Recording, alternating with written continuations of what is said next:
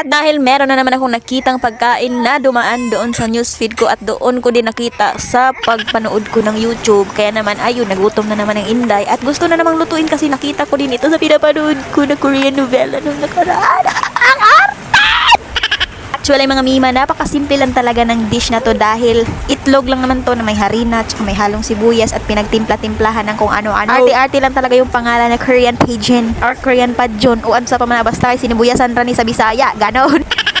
Pero yung main ingredients natin dito ay itong dahon ng sibuyas. Pinaghiwa-hiwa ko lang siya, hindi ko siya niliitan. Parang hinati-hati ko lang. At para naman maiba, nilagyan ko ito ng sibuyas na buo. Ito yung sibuyas na pula kasi kumakain ako. Favorite ko yung itlog na may sibuyas na pula. At buti na lang talaga at naturuan ako ng asawa ko na kumain ng sibuyas niya. Uy, walang ganon.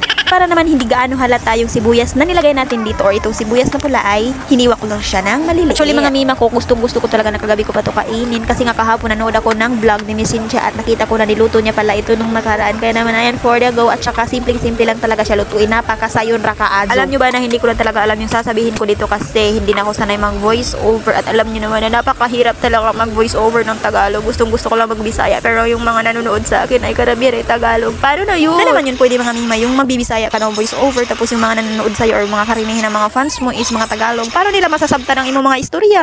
Kaya naman kung napapanood nyo to or kung saang dako man kayo ng mundo, kung minsan hindi nyo maintindihan yung pag-voice over ko dito, ay pasensya na kasi nagbikos-bikos na yun nasa utak ko at kung ano lang yung lalabas dito sa bibig ko, ayun na yun!